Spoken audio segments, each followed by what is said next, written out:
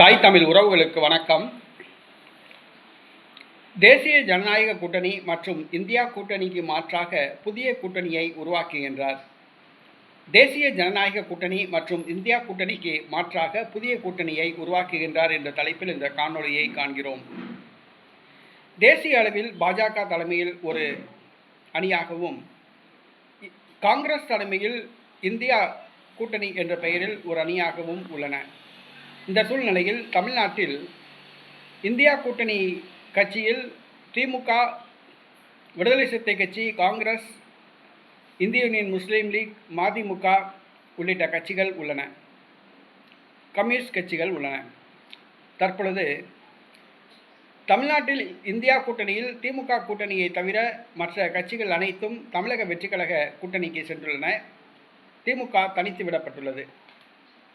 திமுக India கூட்டணியில் தொடருமா என்பது கேள்விக்குறியாக உள்ளது. திமுகவை கழற்றிவிட்டு தவேகாவுடன் கூட்டணி வைத்த காங்கிரஸ் இந்தியா கூட்டணியில் தேசிய அளவில் தொடர வேண்டும் என்று காங்கிரஸ் விரும்புகிறது. காங்கிரசின் விருப்பத்தை திமுக நிறைவேற்றுமா என்பது தெரியாது. தமிழ்நாட்டில் திமுகவை முதுகில் குத்திய காங்கிரஸ் தேசிய அளவில் தனக்கு ஆதரவு வேண்டும் என்று திமுகவிடம் எதிர்பார்க்கிறது. ஆனால் திமுக ஏற்றுக்கொள்ளுமா என்பது தெரியவில்லை. திமுக பாஜக பக்கம் செல்லலாம் என்று எதிர்பார்க்கப்படுகிறது. திமுக இந்தியா கூட்டணியில் தொடரலாம் என்றும் கூறப்படுகிறது. திமுக இந்தியா கூட்டணியில் தொடர்ந்தால் இந்தியா கூட்டணியில் தமிழக வெற்றி கழகம் இணையாது என்று கூறப்படுகிறது. தமிழக வெற்றி கழகம் தற்பொழுது இந்தியா கூட்டணியில் கிடையாது. இந்தியா கூட்டணியில் இணைய வேண்டும் என்று காங்கிரஸ் கோரிக்கை வைத்துள்ளது. அதாவது கேரளாவில் கம்யூனிஸ்ட் கட்சிகளும் காங்கிரசும் எதிரெதிர் கட்சியாக இருந்தாலும் கூட தேசிய அளவில் இந்தியா கூட்டணியில் இந்த இரண்டு கட்சிகளும் உள்ளன. அதே போன்று தமிழ்நாட்டில் திமுக, தமிழக வெற்றி கழகம் எதிரெதிர் அணியில் இருந்தாலும் கூட தேசிய அளவில் இந்தியா கூட்டணியில் இருக்க வேண்டும் என்று காங்கிரஸ் விரும்புகிறது. திமுக இந்தியா கூட்டணியில் தொடர்ந்தால் தமிழக வெற்றி கழகம் இந்தியா கூட்டணியில் இணையாது என்று கூறப்படுகிறது.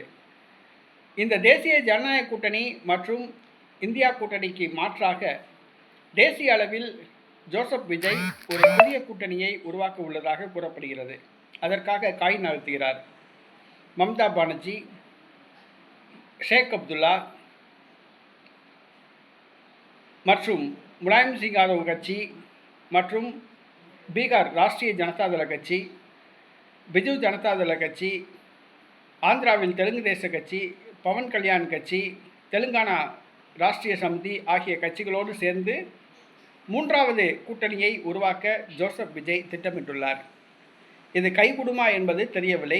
தேசிய அளவில் விஜயின் செல்வாக்கு உயர்ந்துள்ளது. தற்பொழுது தேசிய அளவில் மூன்றாவது கூட்டணியை ஜோசப் விஜய் உருவாக்கலாம் என்று கூறப்படுகிறது.